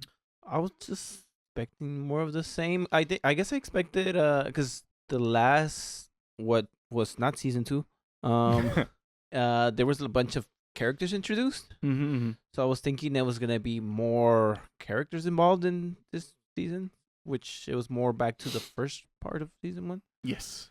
That was, I guess, the one surprise. Twist Didn't meet my expectations, but it wasn't like, oh my god. Right. It was, yeah, like you said, it was more of the first half of that first season. Okay. What about you, Miles? Do you have any expectations, hopes, or dreams? No, pretty much similar to what we said before. A lot of the same. Regarding your friends going to actually have a moment to remember something about the past and see how poor Mr. Stark survives. That's pretty much. This is pretty much stuck between It's like, how am I supposed to deal with this every episode? A rock in a hard place. All right. Nothing else. Making sure. Don't want to cut you off too early. No, because it's pretty self-explanatory. That's a weird, interesting about the show is that it seems like an adventure, but there's no really heavy plot or anything like that. Kind of, it's just like we're on a journey, and so the journey's the journey. It's more scattered, I guess. Yeah. Or very episodic, yeah, it's kind of like Cowboy Bebop in that regard, but a little different, but similar with the regard of we're out for this bounty and Spike and Jet's on the trail and this and that. And then it's shenanigans pursue, and that's the episode. Roll credits. Maybe we didn't get that bounty, right? Yeah. But then every so often, then we'd get it's a vicious episode or something like that, or it's Jet's backstory or Faye's backstory, and that's kind of similar to this situation where they're, like I said, they're on that journey up north, but there's a lot of side quests along the way, and that's where the episodic nature comes in the form of this show. I guess for me, I am the more hesitant. I'm always the more hesitant person on this podcast. It's just my nature. But I still enjoyed season 1. I liked it. I did not love it like so many other people did. Surprisingly, I found myself not enjoying the episodic content as much as the tune-in exam of season 1. Yeah. And I will admit, I also was expecting a little bit more of that in the season 2, and spoiler, not really a thing this time around this season. It could come back. They the bridges aren't destroyed just yet, but there is one thing of note. And so yes, I was a little bit more hesitant, but I was still excited about it. Though I will admit, my other thing was spoiled to me before I started really watching. Is Miles hinted at it because he's got to jump on me. He told me, "Oh, it's a short season." And I'm like, "Short season? Well, what's going on with that? What's the deal with that?" And yeah, it is short. It is short. So maybe more on the spoiler talk. I'll save it for that portion of the podcast about the shortened season, why it's good and or bad. But there you go. There's our expectations going into season 2, so you know where we're all at when we started this journey. And now we're up to our just general thoughts, not spoilers talk just yet. Let's go back to Frank. Frank, how did you feel about this season? How did I feel? I thought it was decent. More of the same. I don't think it had a lot of. I don't think it updated the lore much this season. I think we did learn a few things. The whole meme thing that 10 years after Hemo, like that kept happening. So it was just like they kept the meme going, and then it was just like everything reminds her of Himmel. For Nelf that didn't care, she cares a lot. Yeah, there's that problem. I keep thinking of Fern and how she reminds me of someone I know in person. So just like your favorite person. That says it all right there. We'll see. We'll see. And so I understand the struggles of Stark, just like me. But yeah, it was just I for some reason I keep thinking One Piece of how he met all the characters from the Grand Fleet. Yes. And how they haven't really shown up. They're slowly coming to so I was together. Like, so this time we get this character, and then so I guess they'll slowly flush them out. I did have the same thought. That's funny. I think if you liked season 1, this is more of the same. It doesn't go beyond or below, so it's steady ship. A nice clean fight. So okay. And I did enjoy season 1 a lot. I guess the one negative is I don't think I like the openings and endings on this one. They are very artsy. I guess when I say opening, I just mean the song. That's right. That's always It's all about the song. It's always the song with Frank. Yeah. The animation man. Yeah, what is that? Yeah, What is that? Yeah, same man said the Witch Watch opening was. As someone, He's crazy. That's an average opening right there. Mad out here. I can say it looks pretty, but it's just like whoa. Yeah, I didn't. I skipped them. I definitely skipped them. More of the same, which in this case for me is good because I enjoyed season 1. Fair point.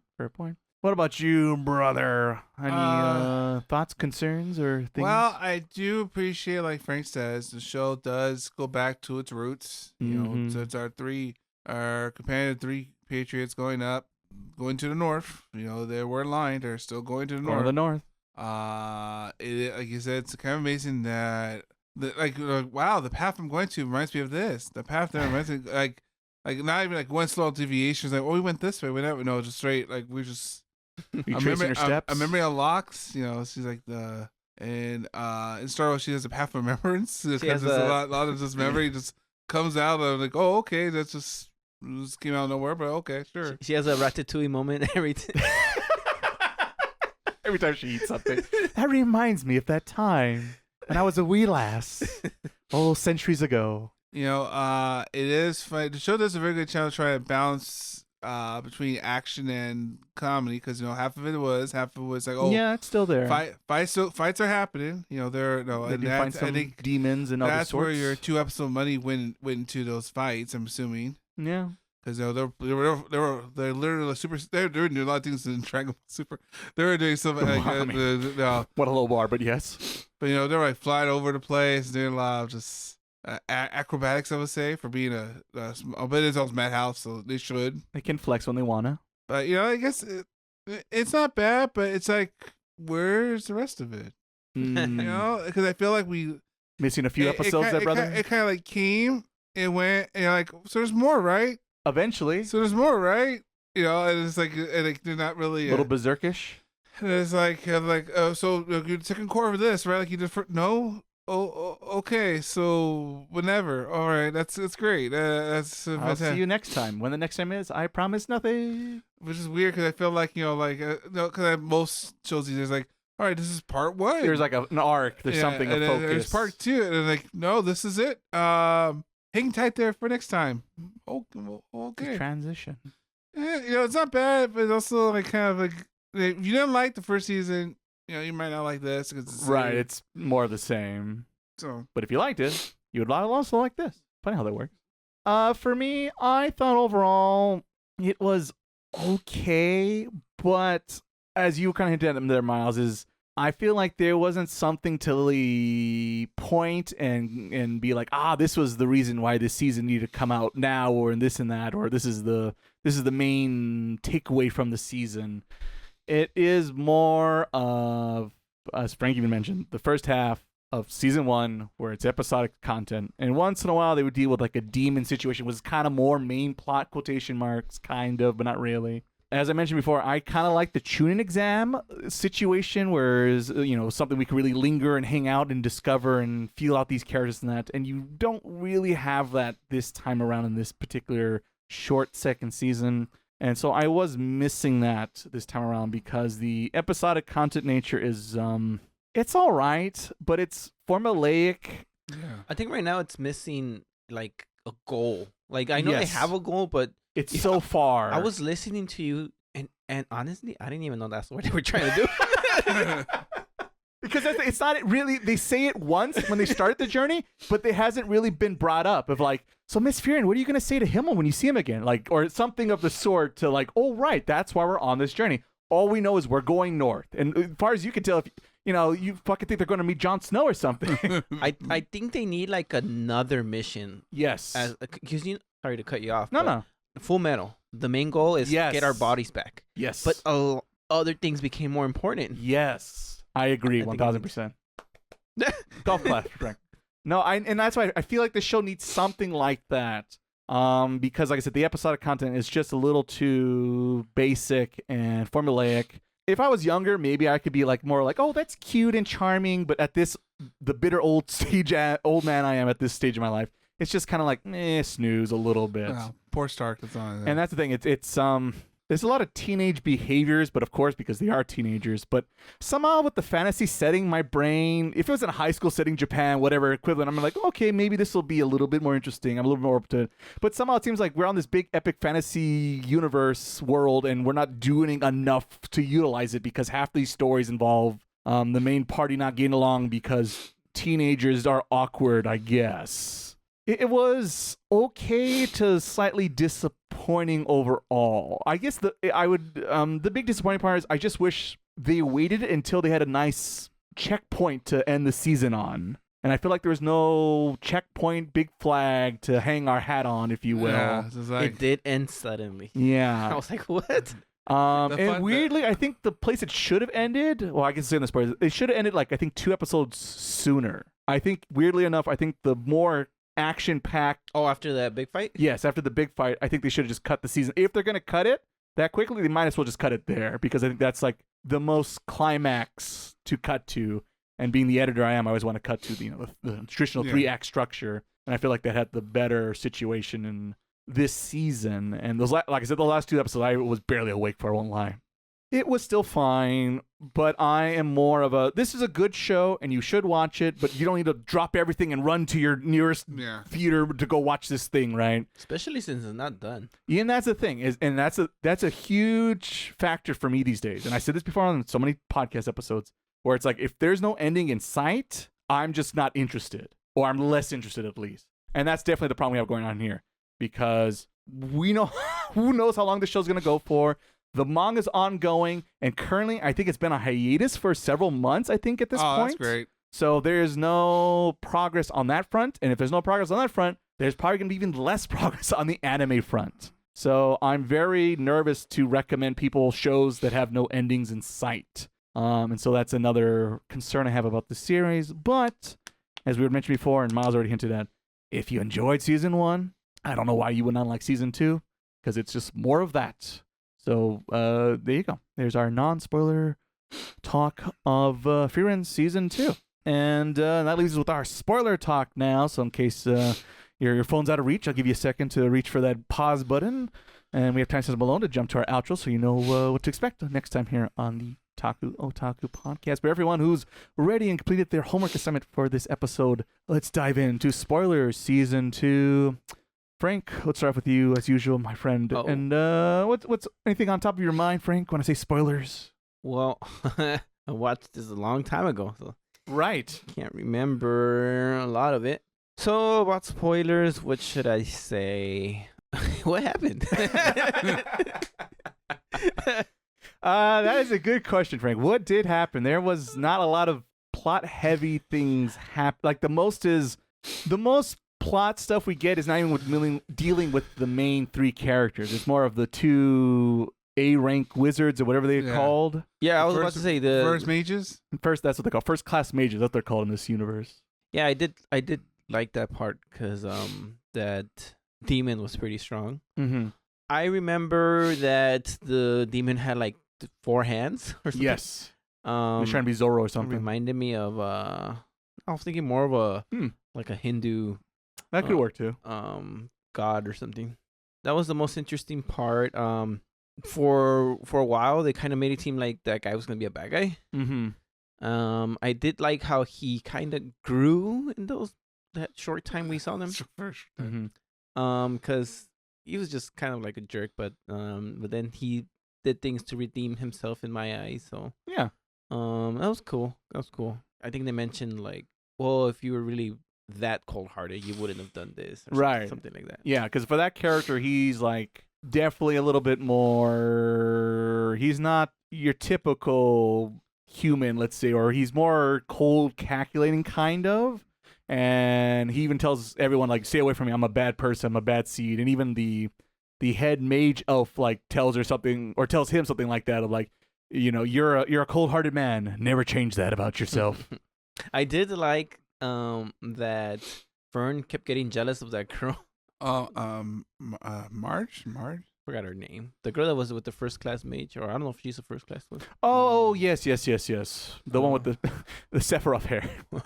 Yeah. And what's up with the old guy? Because it looked like he was gonna do something important. He just showed up for like 2 seconds. And Monocle? Yeah. Yeah, well, he's still trying to visit his wife's grave. He want because that's what he tells you when doing the tuning exam of like, I'm here to become a first class mage, so then I can have the permission to go up north, so then I could go visit my wife's grave, because he lost her so many years ago at this point. But I guess the understanding is where her grave is. That's where one of the Demon King followers, the sages, they call them demon sages, something of the sort. They preside there, and so he needs to, in order to do that, he needs to go defeat one of the evil baddies. But they're an evil baddie, so it's going to be an uphill fight. But did an old hero come out in this season? Old hero? Well, there was a story about the guy who before him. Oh, the other hero. He came out? Yes, the one with the mustache. Yeah. Okay, so I'm not crazy. No, that was that was one of the shorter.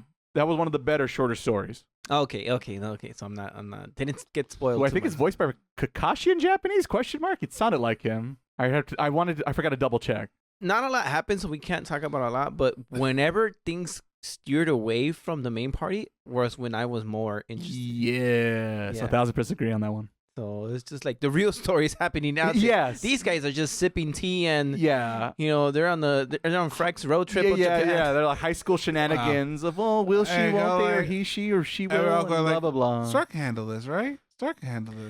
Yeah, we were on the new town. We should try the food or something. Yeah, and a hot spring. They're touring like already the hot spring episode. The main party is on Nichijo's page. While everybody else is going Full Metal Alchemist. Yeah, I was gonna say. I can see that. So yeah, that was what I want to say. Alrighty, Frank. Let's see what Miles got in store for us this time. I did like I guess it's really gagged. I guess there was that poor Stark because he put up with a lot of stuff that they put him through.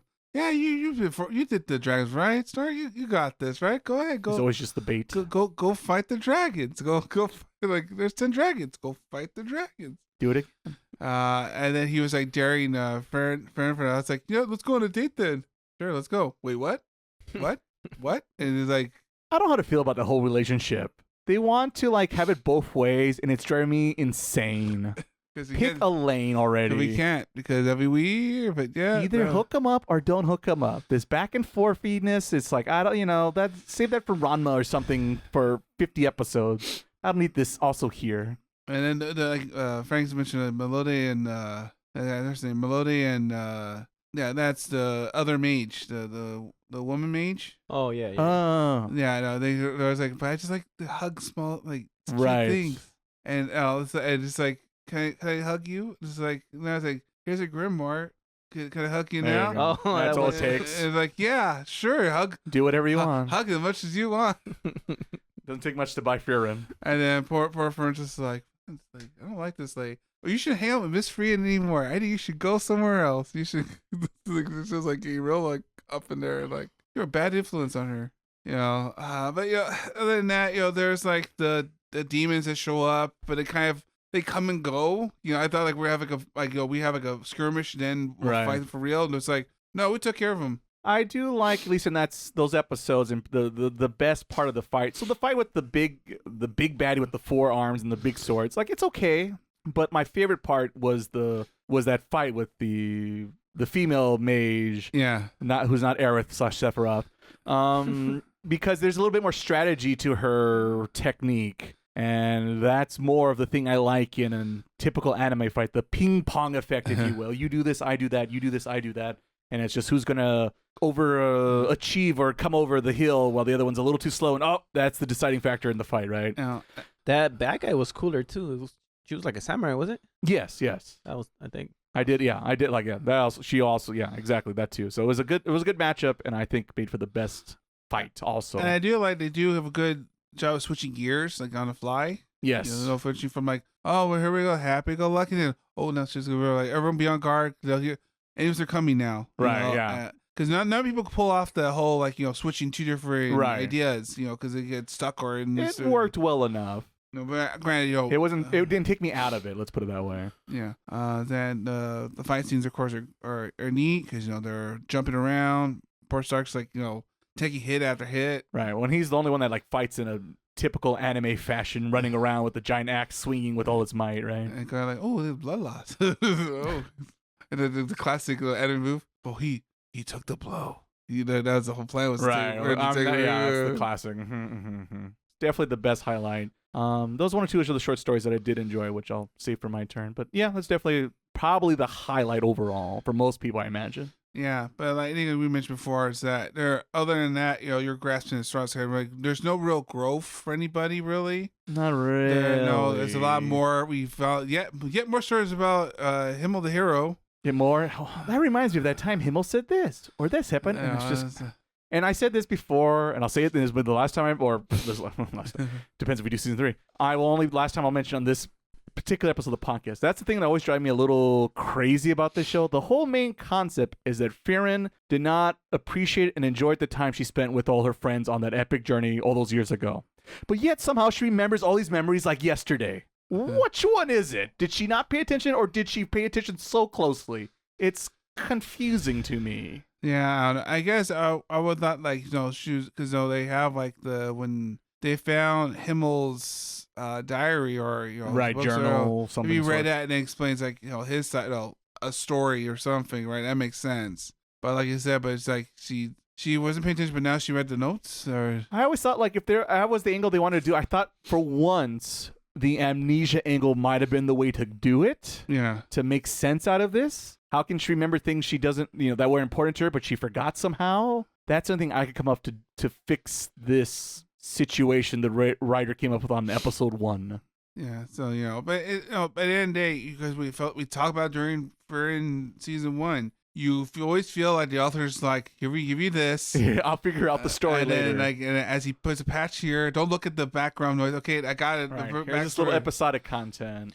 I think that when it comes to how it's gonna end, I don't know. That's just concerning. Right. But what you were mentioning right now, where I do think it does happen a lot when people don't appreciate what they have when they have it. True. Until they lose it. I think, to be fair, a little fair to the author, I think that's maybe the angle he was going for. Yes. And then also when people pass away, it's right. the same thing, and it's just like, oh, now yeah. I wasn't aware that I was needing this person so much. So I think from that perspective, it's not that far of a stretch. True. But I think maybe it's the details that she remembers. The way it's being presented, yes, is probably not hitting. Yeah. No, I agree. Yeah, what you said, I 100% agree, and that's the way to tell that kind of story. But it's just she remembers all these little itty bitty stories. That's just okay, the big plot points. Yeah, I think people would remember and wouldn't appreciate it and then feel bad about it after the fact. That's the whole point of the story. So I get that. But there's all these little things that she keeps remembering. So it's at some point it just becomes a little unbelievable for me. Despite that is the core concept of the show, and like you said, Frank, that is the best way to think about it. Think of it like that. Mm-hmm. I hope it ends. I hope it ends. That's the other thing is I need an ending, and I don't care if it's good or bad. I just need an ending because there's too many shows out there that just don't have endings, and boy, does that suck. I just wonder, is he not sure of how to end it, or is it more like this is making too much money, I can't end it now? I think, and I don't know, I've never read the manga, but to me, the way he's written the story, it gives me more of the vibes of the former, of he doesn't know where to go, and he hasn't had the time to sit and think about where am I going with the show, because he keeps coming with little episodic journeys, which are fine, but they're kind of predictable and very formulaic at this point of, we're in a new village, oh no, we're out of money, what do we do, Miss Frieren? I don't know, let's go do a job to make some money. Oh, Stark, well, we got to defeat these monsters. Stark, go be the bait, and we'll shoot some laser beams and save the day and do it all over again. I mean, kind of, I'm probably deviating too much, but I wonder what would be interesting ending for this. That's such a tough question because it's also hard to tell exactly where the show's going for, because it seems like now we're going to be on the Full Metal Alchemist journey of here's the 7 sins and we have to destroy all 7 sins. It seems like after this current situation we're teased at with the old man with the monocle, but we'll see, because I didn't think that was going to be a thing, but it sure seems like it is now. You do? Yeah, because they even fought, they technically already fought the one with the scales, which I guess maybe I forgot she was really important. Well, I guess I knew she was a major threat, but I didn't think she was part of the roster. They didn't name her as one of the 7 bad guys. Oh, okay, but now retrofit they did. But classic Arthur, Did I not mention? Retrograde, like, yeah, she was one of them the whole time. Yeah. Big Demon King supporter, huge fan. But that's a he problem. loved her scale.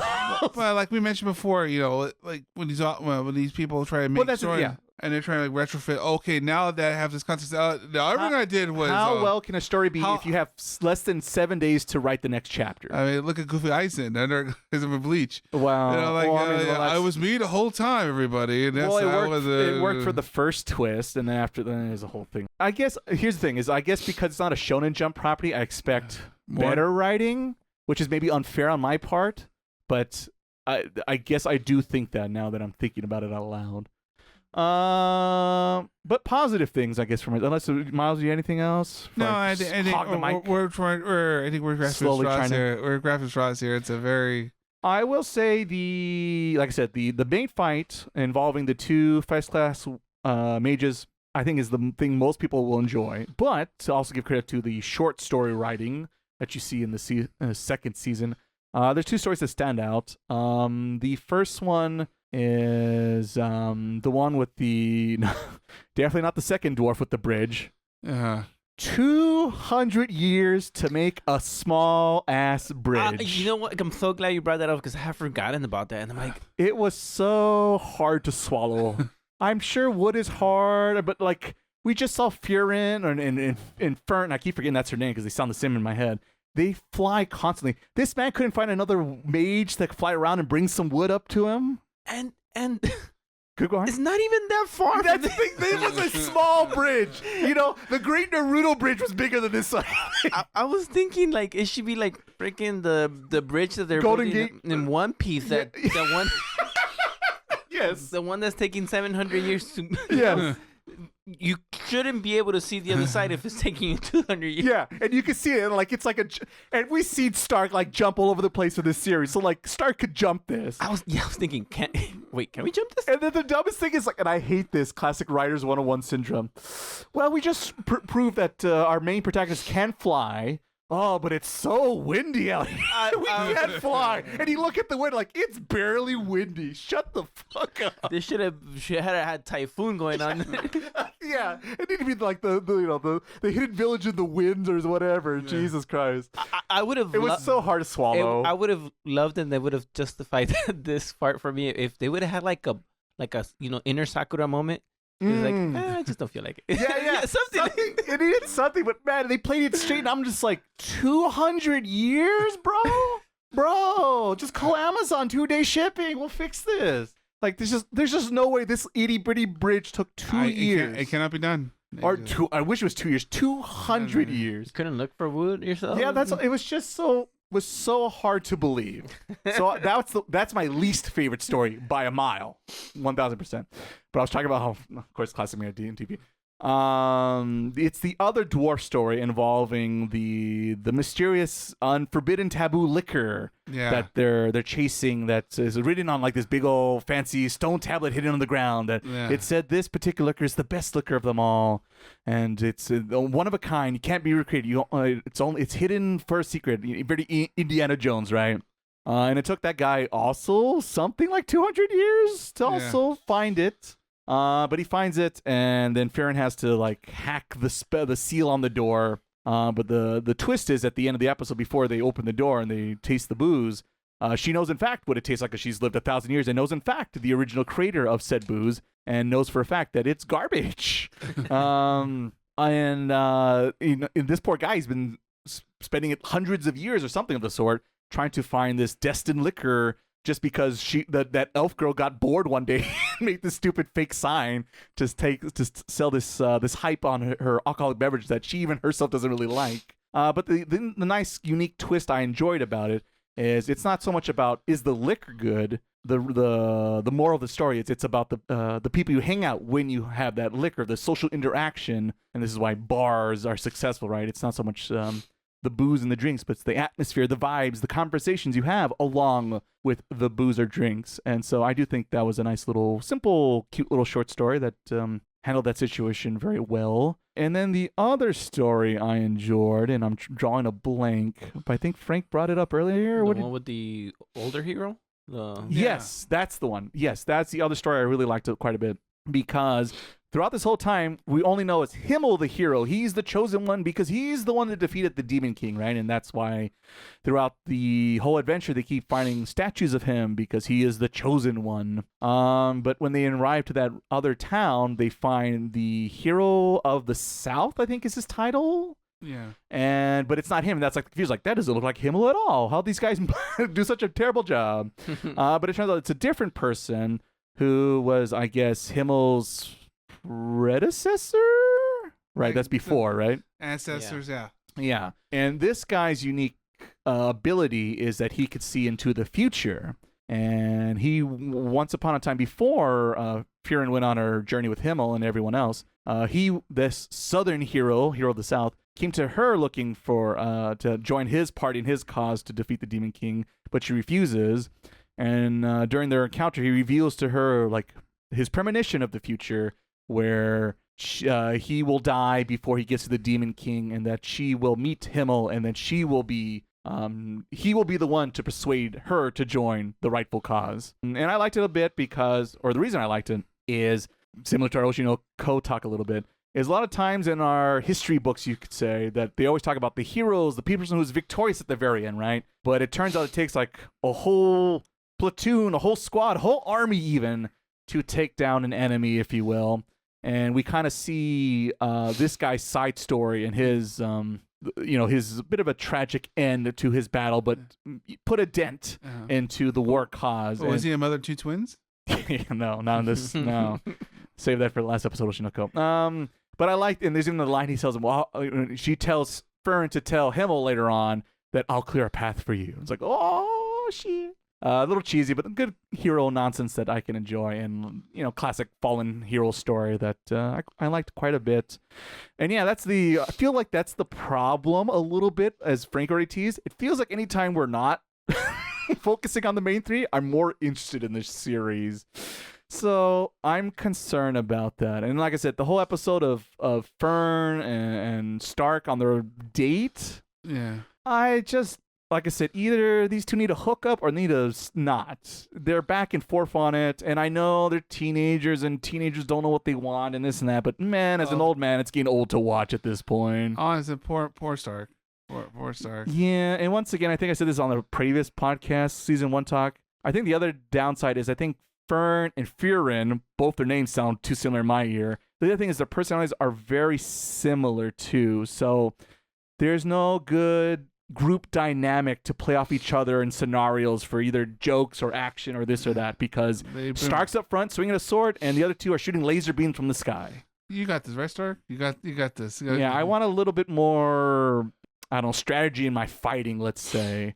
And you're not really getting that when those three are fighting. And that's the reason why I enjoyed the female mage, because she kind of varied her fighting style, if you will. So I want more of that. So, but at the end of the day, it was fine. If you're that kind of person, who I am these days, where I want to be able to hang my hat on something at the end of a season, you might as well just wait to season 3 to come out, because there's really nothing too exciting to get excited for, really. Yeah. Because it just kind of starts and ends in a weird transition period. It feels like it's like season 1.5. It's not really season 2 just yet. Gentlemen, anything else? Frieren Season 2 we haven't talked about yet. No, I think we covered everything. A lot of poor shenanigans, hugging cute things, dealing with grimoires and shenanigans. I think we're good. Alrighty then, we will close our chapter on Frieren Season 2. So let's see here. What is left? Our last part of the podcast here is to see what we're up to on our schedule. And the next order of business, gentlemen, is in 2 weeks. If you're listening to this podcast when it first came out, that Wednesday, we have My Hero Vigilantes on the menu for next time on the podcast. Season 2. Frank's like, that's news to me, says Frank. It is. I do have high expectations. This is probably the show I'm most excited for out of our sequel podcast episodes we've had recently on the podcast. So I am excited, very excited about that. Hopefully it can meet my expectations. But the good thing, bad thing, because season 1 was kind of a surprise hit for me, I kind of now have high expectations coming to season 2. So, it's we'll see what happens on Vigilante's front. And then after that should be our summer season. We're finally going to come around to our summer review episode of the podcast. You mean spring review? He's right. It's spring, but it's summer for us, and blah blah blah blah blah. And then it's time for the summer preview. Indeed. In that case, then we would have Frank's. Was it Demons? Demons of the Shadow Realm. That's what it is. And then Miles's nice. What's it? Girls Can Be Kind to Otaku. That's what it is. And my Ramparts of Ice. And while we're roasting here alive, might as well thank my contestants for sticking out in the heat. So Frank, thank you. Frank, thank you. Put them together. It sounded like you wanted to say something else. Frank, thank you. No, you. It's like the heat's getting to me. Frank, thank you. Frank, thank you. It's the Sopranos. I've been watching too many Sopranos. That's the problem. And thank you, Miles. I gotta slow it down, make sure I'm pronouncing each word, separating them, not combining them. It's a problem. The heat's getting to me. Like I said, gotta go fast. It's the inner Sonic fan in me. Just kidding. Gotta keep going. Before I run out of here, though, myself, I have to thank you guys, our listeners. I'm gonna have to thank myself. Cool. I mean, well, that's a given. I mean, the real thanks goes to Editor Ray. He's the one that puts this nonsense together. The real MVP. The real hero. He's still waiting for his statue to someone to come and clean. But the figure, who also needs a statue? Our listeners out there, because they're also a true hero of the North, South, East, and West, because they come out and listen to us rant and rave and me stumble and truncate words that don't need to be truncated at all. That's what the hero would have done. That would have he would have liked to subscribe today. And so if you did, we thank you in advance. And hopefully you guys tune in next time on the podcast. But until then, people, have a good one. Until then, laters. Bye.